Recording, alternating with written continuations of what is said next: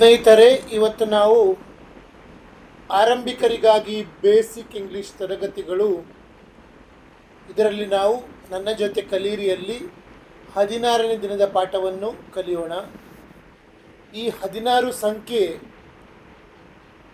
ನನ್ನ ಜೀವನದಲ್ಲಿ ಸ್ವಲ್ಪ ತೊಂದರೆ ಕೊಡ್ತಾ ಇತ್ತು.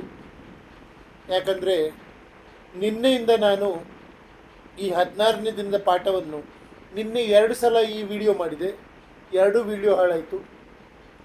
ಹಾಗಾಗಿ ನನಗೆ ಬೇರೆ ವಿಡಿಯೋ ಮಾಡಲಿಕ್ಕೆ ಆಗಲೇ ಇಲ್ಲ.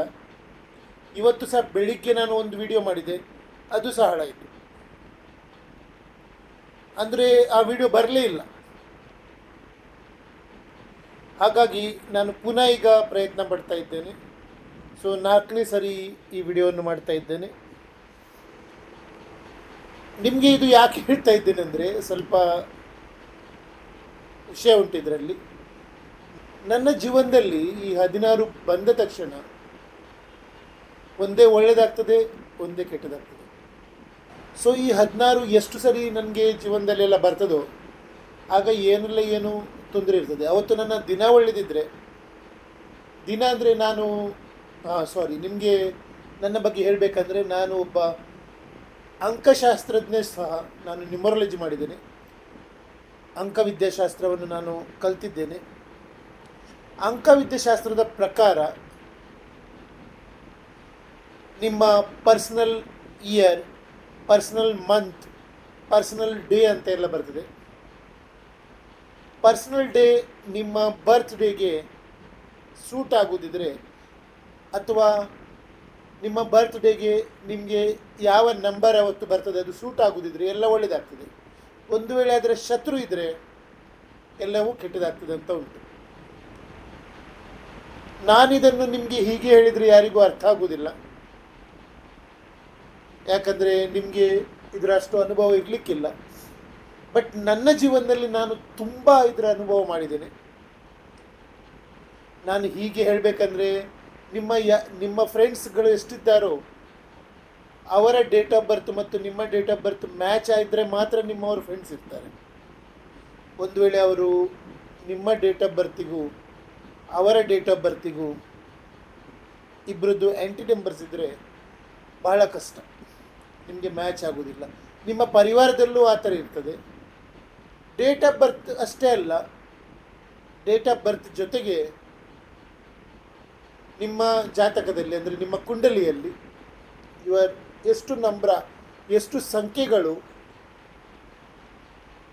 ಇನ್ನೊಬ್ಬರ ಜಾತಕದ ಅಥವಾ ಕುಂಡಲಿಯ ಸಂಖ್ಯೆಗಳ ಜೊತೆ ಮ್ಯಾಚ್ ಆಗ್ತದೆ, ಅದು ಸಹ ನೋಡಬೇಕು. ಅದೆಲ್ಲ ಮ್ಯಾಚ್ ಮಾಡಿ ನಾವು ನೋಡಿದರೆ ಅವರು ನಮ್ಮ ಮಿತ್ರರೋ ಶತ್ರುಗಳು ಅಂತ ನಮಗೆ ಗೊತ್ತಾಗ್ತದೆ. ಇನ್ನೊಂದು ವಿಷಯ ಏನು ಅಂದರೆ, ಹೆಚ್ಚಿನವರು ಇಡೀ ಪ್ರಪಂಚದಲ್ಲಿ 80ರಿಂದ 90% ಜನರು ಜೀವನದಲ್ಲಿ ಅಂದರೆ ಏನು ಮಾಡ್ತಾರೋ, ಜಾಬ್ ಮಾಡ್ತಾರೋ ಅಥವಾ ಬಿಸ್ನೆಸ್ ಮಾಡ್ತಾರೋ ಅಥವಾ ಏನೋ ಮಾಡ್ತಾರೋ ಅದರಿಂದ ಅವರು ಸಂತುಷ್ಟರಾಗಿ ಇಲ್ಲ. They are not happy. ಅದರ ಕಾರಣ ಏನು ಗೊತ್ತಾ? ಅವರು ತನ್ನ ತಂದೆ ತಾಯಿಗಳ ಅಥವಾ ಇನ್ನೊಬ್ಬರ ಪ್ರೆಷರ್ನಿಂದ ಏನೋ ಒಂದು ಜಾಬ್ ಚೂಸ್ ಮಾಡಿದ್ದಾರೆ, ಅಥವಾ ಏನೋ ಒಂದು ಬಿಸ್ನೆಸ್ ಚೂಸ್ ಮಾಡಿದ್ದಾರೆ, ಅಥವಾ ಏನೋ ಒಂದು ಲೈಫ್ ಚೂಸ್ ಮಾಡಿದ್ದಾರೆ. ಆ ಲೈಫು ಅವರು ಏನು ಜಾಬ್ ಮಾಡ್ತಿದ್ದಾರೋ ಅಥವಾ ಏನು ಬಿಸ್ನೆಸ್ ಮಾಡ್ತಿದ್ದಾರೋ ಅಥವಾ ಅವರು ಏನು ಚೂಸ್ ಮಾಡ್ತಿದ್ದಾರೋ, ಈಗ ಏನಿದ್ದಾರೋ ಅವರ ಜೀವನ ಅವರ ಡೇಟ್ ಆಫ್ ಬರ್ತ್ನಲ್ಲಿ ಇರುವ ಸಂಖ್ಯೆಗಳು, ಅಂದರೆ ಅವರ ಜಾತಕದಲ್ಲಿ ಇರುವ ಸಂಖ್ಯೆಗಳ ಜೊತೆ ಮ್ಯಾಚ್ ಆಗ್ತದೋ ಇಲ್ವೋ ಅದು ನೋಡಬೇಕು. ಒಂದು ವೇಳೆ ಅವರ ಕೆಲಸ ಅಥವಾ ಅವರ ಬಿಸ್ನೆಸ್ ವ್ಯಾಪಾರ ಅವರ ಡೇಟ್ ಆಫ್ ಬರ್ತ್ನಲ್ಲಿ ಇರುವಂಥ ಸಂಖ್ಯೆಗಳ ಜೊತೆ ಮ್ಯಾಚ್ ಆದರೆ ಅವರು ಸಕ್ಸಸ್ಫುಲ್ ಆಗ್ತಾರೆ, ಯಶಸ್ವಿ ಆಗ್ತಾರೆ. ಒಂದು ವೇಳೆ ಇಲ್ಲ ಅಂದರೆ ಅವರು ಬಹಳ ಕಷ್ಟ ಯಶಸ್ವಿ ಆಗೋದು.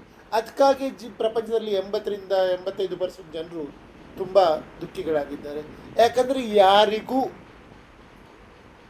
ಒಂದು ವೇಳೆ ನಾನು ಏನು ಹೇಳಬೇಕು ಅಂತ ಇದ್ದೇನೆ ಅಂದರೆ, ಒಂದು ವೇಳೆ ನಿಮ್ಮ ಡೇಟ್ ಆಫ್ ಬರ್ತ್ ಏನಿದೆಯೋ, ನಿಮ್ಮ ಹುಟ್ಟಿದ ದಿನಾಂಕ ನ್ಯೂಮರಾಲಜಿಯಲ್ಲಿ 1 ರಿಂದ 9 ಅಷ್ಟೇ ಸಂಖ್ಯೆಗಳಿರುವುದು. ನೀವು ಈಗ ಎಣಿಸಿ 1 ತಾರೀಕಿಗೆ ಹುಟ್ಟಿದರೆ ಅಥವಾ 2 ತಾರೀಕಿಗೆ ಹುಟ್ಟಿದರೆ ಒಂದೆರಡು ನಂಬರ್. ನೀವೀಗ 11ನೇ ತಾರೀಕಿಗೆ ಹುಟ್ಟಿದರೆ 2 ನಂಬರ್, 18ನೇ ತಾರೀಕಿಗೆ ಹುಟ್ಟಿದರೆ 3 ನಂಬರ್, 13ನೇ ತಾರೀಕಿಗೆ ಹುಟ್ಟಿದರೆ 4 ನಂಬರ್.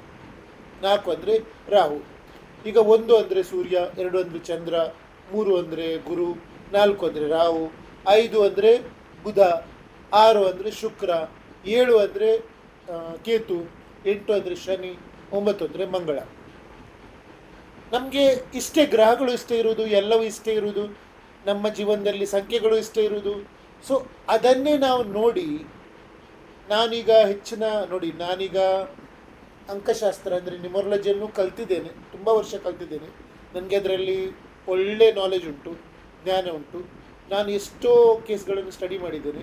ನಾನು ನಿಮಗೆ ಏನು ಹೇಳಬೇಕಂದ್ರೆ, ಈಗ ಚಿಕ್ಕ ಮಕ್ಕಳಿಗೆ ನಿಮ್ಮ ಜಾತಕದಲ್ಲಿ ಅಥವಾ ಕುಂಡಲಿಯಲ್ಲಿ ಇರುವ ಸಂಖ್ಯೆಗಳ ಪ್ರಕಾರ ನೀವು ಆ ಫೀಲ್ಡ್ ಅದನ್ನು ನೀವು ಚೂಸ್ ಮಾಡಿದರೆ, ಆ ಉದ್ಯೋಗವನ್ನಾಗಲಿ ಅಥವಾ ಆ ಫೀಲ್ಡ್ ಆಗಲಿ, ಆ ಸಬ್ಜೆಕ್ಟ್ ಚೂಸ್ ಮಾಡಿದರೆ ನಿಮಗೆ ಬಹಳ ಈಸಿ ಸಕ್ಸಸ್ ಪಡೆಯೋದು. ಬಟ್ ಒಂದು ವೇಳೆ ನೀವು ಅದರ ವಿರುದ್ಧವಾದ ಫೀಲ್ಡ್ ಚೂಸ್ ಮಾಡಿದರೆ, ವಿರುದ್ಧವಾದ ಸಬ್ಜೆಕ್ಟ್ ಚೂಸ್ ಮಾಡಿದರೆ ಅಥವಾ ವಿರುದ್ಧವಾದ ಜಾಬ್ ಚೂಸ್ ಮಾಡಿದರೆ ನಿಮಗೆ ಅದರಲ್ಲಿ ಯಶಸ್ವಿಗುವುದು ಬಹಳ ಕಷ್ಟ. ಬಹಳ ಅಂದರೆ ಬಹಳ ಕಷ್ಟ. ನೋಡಿ, ನಾನು ನಿಮ್ಗೆ ಈಗ ಹೇಳಿದೆ, 1 ಅಂದರೆ ಸೂರ್ಯ, 2 ಅಂದರೆ ಚಂದ್ರ, 3 ಅಂದರೆ ಗುರು ಅಂತೇಳಿ. ಇದು 1, 2, 3 ಗುರು ಅಲ್ಲ. ಇದು ನಮ್ಮ ಒಳಗಿರುವ ಕ್ವಾಲಿಟಿಗಳು, ನಮ್ಮ ಸ್ವಭಾವ. ಇದು ನಮ್ಮ ಸ್ವಭಾವಕ್ಕೆ ಹೊಂದಿಕೊಳ್ಳುವ ಕೆಲಸ ಮಾಡಿದರೆ ಮಾತ್ರ ನಮಗೆ ಅದರಲ್ಲಿ ನೆಮ್ಮದಿ, ತೃಪ್ತಿ, ಸಂತೋಷ ಸಿಗ್ತದೆ. ನಮ್ಮ ಸ್ವಭಾವಕ್ಕೆ ಹೊಂದಿಕೊಳ್ಳದ ಅಥವಾ ನಮ್ಮಲ್ಲಿ ಅದು ಇಲ್ಲವೇ ಇಲ್ಲದಿರುವಾಗ ನಾವು ಆ ಕೆಲಸವನ್ನು ಚೂಸ್ ಮಾಡಿದರೆ ಅಥವಾ ಆ ಸಬ್ಜೆಕ್ಟನ್ನು ಕಲೀಲಿಕ್ಕೆ ಹೋದರೆ ನಮಗೆ ಯಶಸ್ಸು ಸಿಗುವುದಿಲ್ಲ. ಹೆಚ್ಚಿನ ತಂದೆ ತಾಯಿಗಳಿಗೆ ಏನು ಬೇಕು? ತನ್ನ ಮಗ ಡಾಕ್ಟರ್ ಆಗಬೇಕು, ತನ್ನ ಮಗ ಇಂಜಿನಿಯರ್ ಆಗಬೇಕು, ತನ್ನ ಮಗ ಲಾಯರ್ ಆಗಬೇಕು, ತನ್ನ ಮಗ ಬಿಸ್ನೆಸ್ ಆಗಬೇಕು. ಅವರದು ತಪ್ಪಿಲ್ಲ, ಅವರ ತಂದೆ ತಾಯಿಗಳು ಅವರಿಗೆ ಅಷ್ಟೇ ಹೇಳಿದ್ದು. ಜೀವನದಲ್ಲಿ ಯಾವ ಫೀಲ್ಡಲ್ಲಿ ಜಾಸ್ತಿ ಹಣ ಉಂಟಾ, ಯಾವ ಫೀಲ್ಡಲ್ಲಿ ಜಾಸ್ತಿ ಗೌರವ ಉಂಟಾ, ಮರ್ಯಾದೆ ಉಂಟಾ, ಅದನ್ನೇ ಚೂಸ್ ಮಾಡಿ ಅಂತ ಎಲ್ಲರೂ ತಂದೆ ತಾಯಿ ಎಕ್ಸ್ಪೆಕ್ಟ್ ಮಾಡ್ತಾರೆ. ತಂದೆ ತಾಯಿ ಯಾರಿಗೂ ಹೇಳೋದಿಲ್ಲ ನೀನು ರಿಕ್ಷಾ ಡ್ರೈವರ್ ಆಗು, ನೀನು ಮೆಕ್ಯಾನಿಕ್ ಆಗು, ಅಥವಾ ನೀನು ಏನು ಸಾಗು, ವೇಟ್ರ್ ಆಗು ಅಂತ ಈ ತಂದೆ ತಾಯಿ ಯಾರಿಗೂ, ಯಾವ ಮಕ್ಕಳಿಗೂ ಹೇಳೋದಿಲ್ಲ. ಬಟ್ ಒಂದು ವೇಳೆ ನಿಮ್ಮ ಮಗುವಿನಲ್ಲಿ ವೇಟರ್ ಆಗುವ ಸಂಖ್ಯೆಗಳೇ ಇದ್ದರೆ, ಅಥವಾ ಮೆಕ್ಯಾನಿಕ್ ಆಗುವ ಸಂಖ್ಯೆಗಳೇ ಜಾಸ್ತಿ ಇದ್ದರೆ, ಅಥವಾ ಡ್ರೈವರ್ ಆಗುವ ಸಂಖ್ಯೆಗಳೇ ಜಾಸ್ತಿ ಇದ್ದರೆ, ಅವರು ಅದರಲ್ಲೂ ತುಂಬ ಸಕ್ಸಸ್ಫುಲ್ ಆಗ್ತಾರೆ. ನಾನು ಹೇಳಿದ್ದು ಕೇಳಿ, ಅವರು ಅದರಲ್ಲೂ ಒಂದು ವೇಳೆ ನಿಮ್ಮಲ್ಲೀಗ ವೇಟ್ರ್ ಆಗುವ ಅಥವಾ ಮೆಕ್ಯಾನಿಕ್ ಆಗುವ ಸಂಖ್ಯೆಗಳು ಜಾಸ್ತಿ ಇದ್ದರೆ, ಆ ವ್ಯಕ್ತಿ ವೇಟ್ರ್ ಮೆಕ್ಯಾನಿಕ್ ಅಷ್ಟೇ ಅಲ್ಲ, ಆ ವ್ಯಕ್ತಿ ಹೋಟೆಲ್ಗಳನ್ನು ಮಾಡ್ತಾನೆ, ಆ ವ್ಯಕ್ತಿ ಶೋರೂಮ್ಗಳನ್ನು ಮಾಡ್ತಾನೆ. ಮೆಕ್ಯಾನಿಕ್ ಆಗಿ ಅವನು ಶೋರೂಮ್ ಸ್ಟಾರ್ಟ್ ಮಾಡ್ತಾನೆ. ಅಥವಾ ಆ ವ್ಯಕ್ತಿ ಇವತ್ತು ಡ್ರೈವರ್ ಇದ್ದಾನೆ, ನಾಳೆ ಅವನು 10 ಬಸ್ ಇಟ್ಕೊಳ್ತಾನೆ. ಆ ನಂಬರ್ ಅವರ ಕುಂಡಲಿಯಲ್ಲಿ, ಅವರ ಜಾತಕದಲ್ಲಿ ಆ ಸಂಖ್ಯೆಗಳು ಜಾಸ್ತಿ ಇದ್ದರೆ ಅವರು ಅದನ್ನೇ ಮಾಡ್ತಾರೆ. ಹಾಗಾಗಿ ನನಗನಿಸ್ತದೆ, ಪ್ರತಿಯೊಬ್ಬರು ತನ್ನ ಮಕ್ಕಳ ಡೇಟ್ ಆಫ್ ಬರ್ತ್ ಏನಿದೆಯೋ ಅದನ್ನು ಒಂದು ಸಲ ಒಳ್ಳೆಯ ಅಂಕಶಾಸ್ತ್ರಜ್ಞನಿಗೆ ತೋರಿಸಿ, ನನ್ನ ಮಗ ಜೀವನದಲ್ಲಿ ಏನು ಮಾಡಿದರೆ ಜಾಸ್ತಿ ಸಕ್ಸಸ್ಫುಲ್ ಆಗ್ತಾನೆ, ಜಾಸ್ತಿ ಯಶಸ್ವಿ ಆಗ್ತಾನೆ ಅಂತ ಒಂದು ವೇಳೆ ತೋರಿಸಿದ್ದಿ, ನನ್ನ ಮಗನ ಡೇಟ್ ಆಫ್ ಬರ್ತ್ ಈ ಥರ ಇದೆ, ನನ್ನ ಮಗ ಅಥವಾ ಮಗಳು ಜೀವನದಲ್ಲಿ ಯಾವ ವಿಷಯ ಓದಿದರೆ ಯಶಸ್ವಿ ಆಗ್ತಾಳೆ, ಯಾವ ಕೆಲಸ ಮಾಡಿದರೆ ಯಶಸ್ವಿ ಆಗ್ತಾಳೆ ಅಥವಾ ಯಶಸ್ವಿ ಆಗ್ತಾನೆ ಅಂತ ಒಂದು ಸಲ ತೋರಿಸಿ ಅದೇ ವಿಷಯವನ್ನು ಫಾಲೋ ಮಾಡಿದರೆ ಬಹಳ ಸುಲಭ, ಯಶಸ್ಸು ಸಿಕ್ಕುವುದು ಬಹಳ ಸುಲಭ. ನಾನು ಈ ಮಾತನ್ನು ಕೇಳಿಕೊಳ್ಳಿ, ಯಾಕಂದರೆ ಎಲ್ಲವೂ ನಾನು ಅನುಭವದಿಂದ ಹೇಳ್ತಾ ಇದ್ದೀನಿ. ಸರಿ, ಇವತ್ತಿನ ಪಾಠ ನೋಡೋಣ. ಆರಂಭಿಕರಿಗಾಗಿ ಬೇಸಿಕ್ ಇಂಗ್ಲೀಷ್ ತರಗತಿಗಳು ನನ್ನ ಜೊತೆ ಕಲಿಯಿರಿಯಲ್ಲಿ ಇವತ್ತು 16ನೇ ದಿನದ ಪಾಠವನ್ನು ಕಲಿಯೋಣ. ನಾನು ನಿಮಗೆ ಹಿಂದಿನ ಕ್ಲಾಸ್ನಲ್ಲಿ ಕನ್ನಡದಲ್ಲಿ ಸಬ್ಜೆಕ್ಟ್ ಅಂದರೆ ಕರ್ತೃಪದ ವಾಕ್ಯದ ಆರಂಭದಲ್ಲಿ ಬರ್ತದೆ. ಬಟ್ ಕ್ರಿಯಾಪದ ಅನ್ನೋದು ವಾಕ್ಯದ ಕೊನೆಗೆ ಬರ್ತದೆ. ಎಲ್ಲ ಶಬ್ದಗಳು ಆದ ನಂತರ ಕೊನೆಗೆ ಕ್ರಿಯಾಪದ ಬರ್ತದೆ. ಆದರೆ ಇಂಗ್ಲೀಷ್ನಲ್ಲಿ ಸಬ್ಜೆಕ್ಟ್ ವರ್ಬ್ ಜೊತೆಗೆ ಬರ್ತದೆ. ಅಂದರೆ ಕರ್ತೃಪದ ಮತ್ತು ಕ್ರಿಯಾಪದ ಇಂಗ್ಲೀಷ್ನಲ್ಲಿ ಒಟ್ಟಿಗೆ ಬರ್ತದೆ. ವಾಕ್ಯ ಎಷ್ಟು ದೊಡ್ಡದೇ ಇರಲಿ, ಉಳಿದ ವಾಕ್ಯ ಏನಿದೆಯೋ ಅದು ನಂತರ ಬರ್ತದೆ. ಕರ್ತೃಪದ ಮತ್ತು ಕ್ರಿಯಾಪದ ಸಬ್ಜೆಕ್ಟ್ ಆ್ಯಂಡ್ ವರ್ಬ್ ಜೊತೆಗೇ ಬರ್ತದೆ ಅಂತ ನಿಮಗೆ ನಾನು ಹೇಳಿಕೊಟ್ಟಿದ್ದೇನೆ ಹಿಂದಿನ ಕ್ಲಾಸ್ಗಳಲ್ಲಿ. ಇವತ್ತು ಅದನ್ನು ಪುನಃ ಹೇಳುವುದಿಲ್ಲ. ಈಗ ನಾವು ಏನು ಕಲಿತಾ ಇದ್ದೇವೆ ಅಂದರೆ, ಈ ಕರ್ತೃಪದ ಅಂದರೆ ಸಬ್ಜೆಕ್ಟ್ ಮತ್ತು ಕ್ರಿಯಾಪದ ಒಟ್ಟಿಗೆ ಇದ್ದು ವಾಕ್ಯ ರಚನೆ ಹೇಗೆ ಮಾಡೋದು ಅಂತ ಕಲಿತಾ ಇದ್ದೇವೆ. ಈಗ ನಾವು 2 ಶಬ್ದಗಳ ಕರ್ತೃಪದ ಮತ್ತು ಕ್ರಿಯಾಪದ ಸಬ್ಜೆಕ್ಟ್ ಆ್ಯಂಡ್ ವರ್ಬ್ 2 ಶಬ್ದಗಳ ವಾಕ್ಯಗಳನ್ನು ಮಾಡಲಿಕ್ಕೆ ಕಲಿತಾ ಇದ್ದೇವೆ. ನಾವೀಗ ದೊಡ್ಡ ವಾಕ್ಯ ರಚನೆ ಮಾಡಲಿಕ್ಕೆ ಹೋಗ್ತಾ ಇಲ್ಲ. ದೊಡ್ಡ ವಾಕ್ಯ ಎಷ್ಟು ಸಹ ಮಾಡ್ಬೋದು. ನಿಮ್ಮ ವಾಕ್ಯ 3 ಶಬ್ದಗಳಾಗಿದ್ದಿರಲಿ, 6 ಶಬ್ದಗಳದ್ದಾಗಿರಲಿ, 10 ಅಲ್ಲ, 50 ಅಲ್ಲ, ಒಂದು ಪುಟದ್ದೇ ಇರಲಿ. ಬಟ್ ಇಂಗ್ಲೀಷ್ನಲ್ಲಿ ವಾಕ್ಯ ಮಾಡುವಾಗ ಆ ವಾಕ್ಯದಲ್ಲಿ ಮೊದಲು ಕರ್ತೃಪದ, ಅದ್ರ ಜೊತೆಗೇನೆ ಕ್ರಿಯಾಪದ ಬರ್ತದೆ. ಕನ್ನಡದಲ್ಲಿ ವಾಕ್ಯ ಮಾಡುವಾಗ ಮೊದಲು ಕರ್ತೃಪದ ಬಂದು, ಸಬ್ಜೆಕ್ಟ್ ಬಂದು, ಕ್ರಿಯಾಪದ ಕೊನೆಗೆ ಇರ್ತದೆ, ವಾಕ್ಯದ ಕೊನೆಗೆ. ಇಂಗ್ಲೀಷ್ನಲ್ಲಿ ಜೊತೆಗೆ ಇರ್ತದೆ. ಅಷ್ಟನ್ನೇ ಕಲೀಲಿ ನೀವು, ಅಷ್ಟನ್ನೇ ಹುಡುಕ್ಲಿಕ್ಕೆ ಪ್ರಯತ್ನ ಮಾಡಿ. ನಿಮಗೆ ಇಂಗ್ಲೀಷ್ನಲ್ಲಿ ಮಾತಾಡಲಿಕ್ಕೆ ನಾನು ಕಲಿಸ್ತೇನೆ, ಅಷ್ಟು ಹುಡುಕ್ಲಿಕ್ಕೆ ಕಲೀರಿ. ನೋಡುವ, ಈಗ ಕೆಲವು ಕ್ರಿಯಾಪದಗಳನ್ನು ಓದೋಣ ನಾವು. ಕ್ರಿಯಾಪದಗಳು ವರ್ಬ್ಸ್ 2 ಸಲ ಓದ್ತೇನೆ, ನೀವು ನನ್ನ ಜೊತೆ ರಿಪೀಟ್ ಮಾಡಿ. ಕೇಳು, ಆಸ್ಕ್. ಕೇಳು, ಆಸ್ಕ್. ಹೇಳು, ಟೆಲ್. ಹೇಳು, ಟೆಲ್. ಬರೆ, ರೈಟ್. ಬರೆ, ರೈಟ್. ನಡೆಯು, ವಾಕ್. ನಡೆಯು, ವಾಕ್. ಕೆಲಸ ಮಾಡು, ವರ್ಕ್. ಕೆಲಸ ಮಾಡು, ವರ್ಕ್. ಕಲಿ, ಲರ್ನ್. ಕಲಿ, ಲರ್ನ್. ಕಲಿಸು, ಟೀಚ್. ಕಲಿಸು, ಟೀಚ್. ತರು, ಬ್ರಿಂಗ್. ತರು, ಬ್ರಿಂಗ್. ಕಳುಹಿಸು, ಸೆಂಡ್. ಕಳುಹಿಸು, ಸೆಂಡ್. ಕೂರು, ಸಿಟ್. ಕೂರು, ಸಿಟ್. ಈಗ ನೀವು 10 ಕ್ರಿಯಾಪದಗಳನ್ನು ಕಲ್ತ್ರಿ. ಈ 10 ಕ್ರಿಯಾಪದಗಳನ್ನು ಕಲ್ತ್ರೆ ಕ್ರಿಯಾಪದಗಳು ನಿಮ್ಗೆ ಗೊತ್ತಾಯಿತು. ವಾಕ್ಯ ಹೇಗೆ ಮಾಡೋದಪ್ಪ? ವಾಕ್ಯ ಮಾಡಲಿಕ್ಕೂ ಕಲಿಬೇಕಲ್ವಾ? ವಾಕ್ಯ ಮಾಡಲಿಕ್ಕೆ ಕಲಿಯೋದಕ್ಕಿಂತ ಮುಂಚೆ ನಾವು ಒಂದು ವಿಷಯವನ್ನು ನೆನಪಿಟ್ಕೋಬೇಕು. ಅದು ಏನಂದರೆ, ನಾವು ಯಾವುದೇ ಭಾಷೆಯಲ್ಲಿ ಏನು ಮಾತಾಡ್ತೇವೋ ಅದು 80% ವರ್ತಮಾನ ಕಾಲದಲ್ಲೇ ಮಾತಾಡ್ತೇವೆ. ವರ್ತಮಾನ ಕಾಲಕ್ಕೆ ಇಂಗ್ಲೀಷ್ನಲ್ಲಿ ಪ್ರೆಸೆಂಟ್ ಟೆನ್ಸ್ ಅಂತಾರೆ.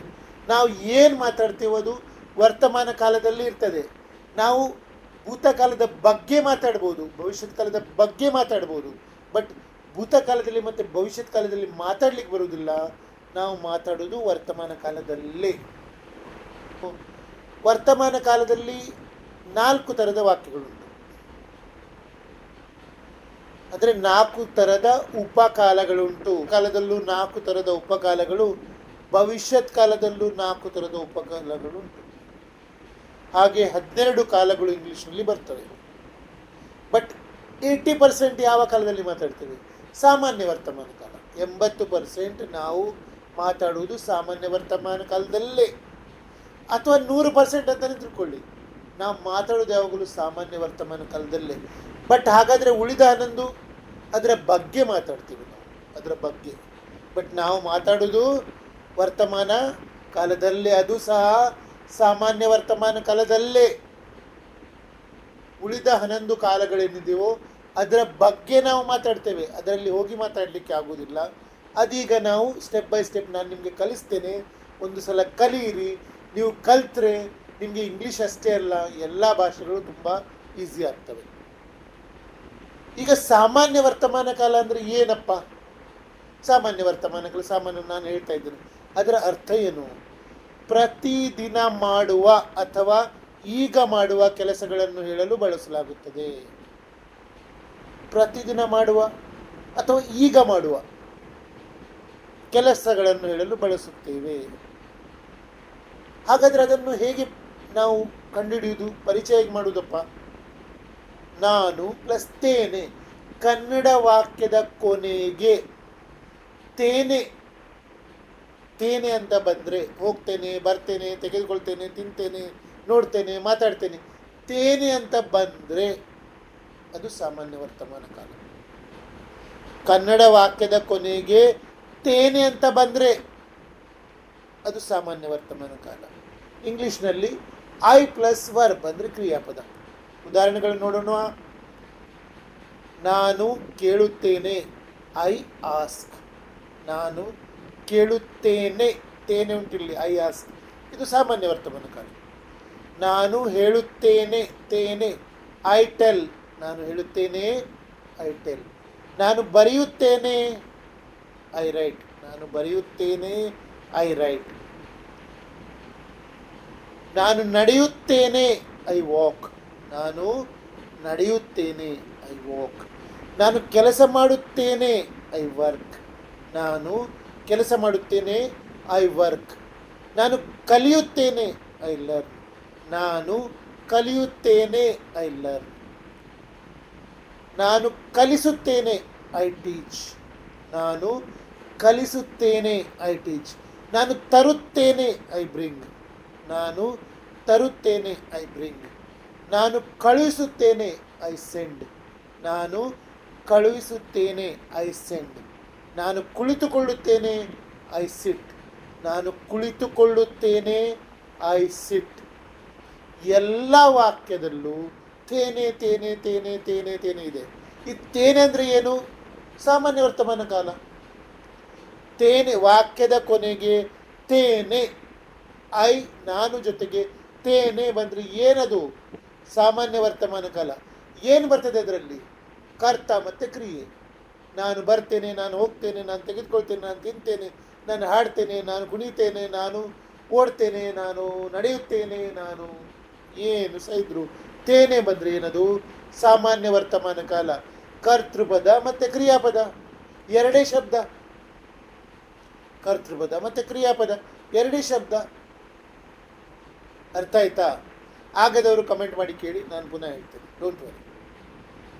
ಓಕೆ, ಈಗ ಇದೇ ವಾಕ್ಯವನ್ನು ನಾವು ನಕಾರಾತ್ಮಕ ರೂಪದಲ್ಲಿ ನೋಡೋಣ. ನಕಾರಾತ್ಮಕ ವಾಕ್ಯ ಅಂದರೆ ಏನು? ನಾನು ನಿಮಗೆ ಮೊದಲು ಬಿ ಫಾರ್ಮ್ 1ರಿಂದ 6 ಕ್ಲಾಸ್ ಬಿ ಫಾರ್ಮ್ ಕಲಿಸಿದ್ದೇನೆ. 7ರಿಂದ 11ವರೆಗೆ ಹ್ಯಾವ್ ಫಾರ್ಮ್ ಕಲಿಸಿದ್ದೇನೆ.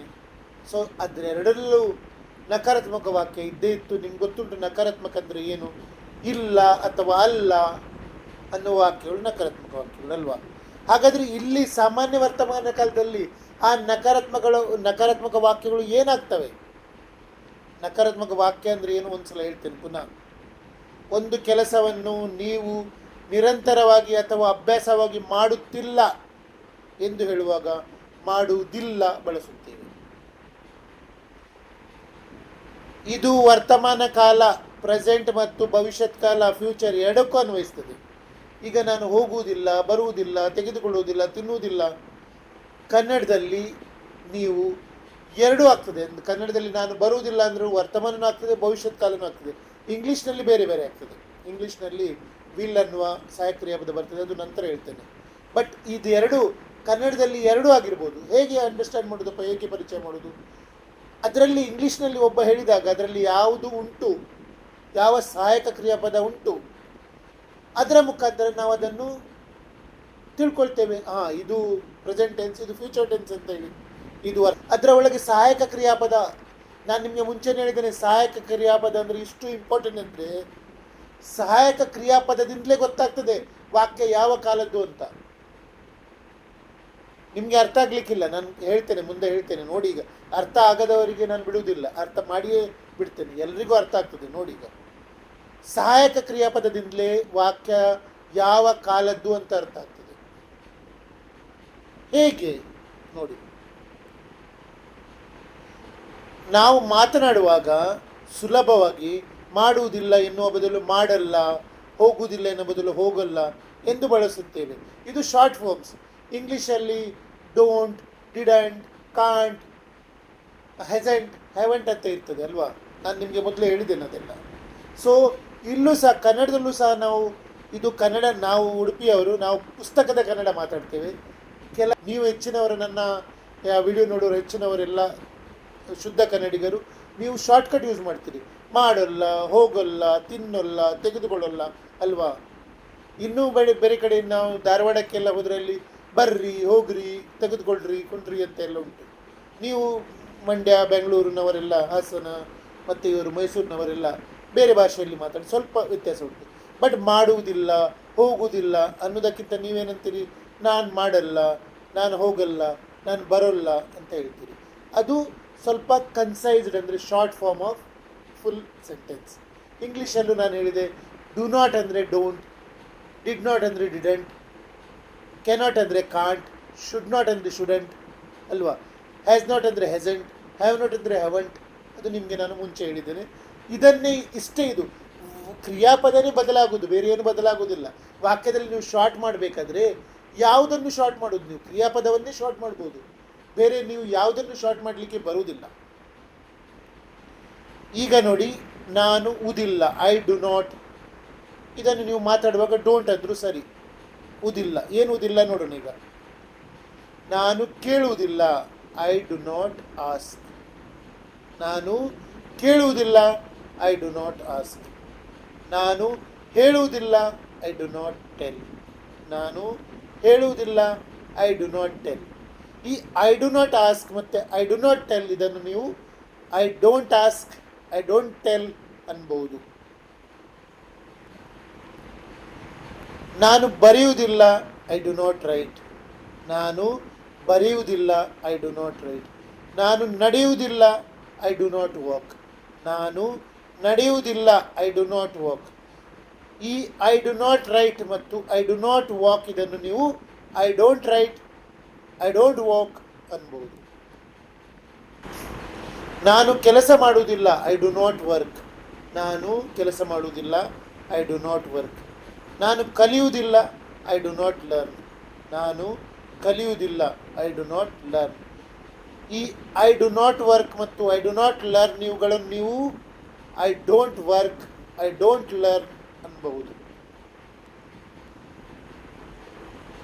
ನಾನು ಕಲಿಸುವುದಿಲ್ಲ, ಐ ಡು ನಾಟ್ ಟೀಚ್. ನಾನು ಕಲಿಸುವುದಿಲ್ಲ, ಐ ಡು ನಾಟ್ ಟೀಚ್. ನಾನು ತರುವುದಿಲ್ಲ, ಐ ಡು ನಾಟ್ ಬ್ರಿಂಗ್. ನಾನು ತರುವುದಿಲ್ಲ, ಐ ಡು ನಾಟ್ ಬ್ರಿಂಗ್. ಈ ಎರಡು ವಾಕ್ಯಗಳನ್ನು ನೀವು ಐ ಡೋಂಟ್ ಟೀಚ್ ಮತ್ತು ಐ ಡೋಂಟ್ ಬ್ರಿಂಗ್ ಅನ್ಬೋದು.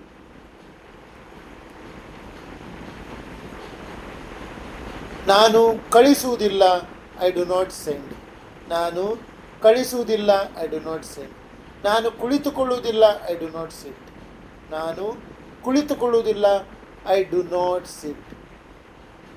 ಐ ಡು ನಾಟ್ ಸೆಂಡ್ ಮತ್ತು ಐ ಡು ನಾಟ್ ಸಿಟ್ ಇವುಗಳನ್ನು ನೀವು I don't send, I don't sit ಸಹ ಅನ್ಬೋದು. ಇದು ನಾವು ಕನ್ನಡದಲ್ಲಿ ಕುಳಿತುಕೊಳ್ಳಲ್ಲ, ಕಳಿಸೋಲ್ಲ ಅಂದರೆ ಶಾರ್ಟ್ ಫಾರ್ಮ್ ಏನು ಮಾಡ್ತೀರೋ ಅದೇ ಥರ ಇಂಗ್ಲೀಷ್ನಲ್ಲಿ ನೀವು ಹೇಳ್ಬೋದು. ಮುಂದಿನ ಕ್ಲಾಸನ್ನು ನಾನು ನಾಳೆ ತಗೊಳ್ತೇನೆ. ನನಗೇನು ಸ್ವಲ್ಪ ನೆಗಡಿ ಆಗಿದೆ ಇವತ್ತು.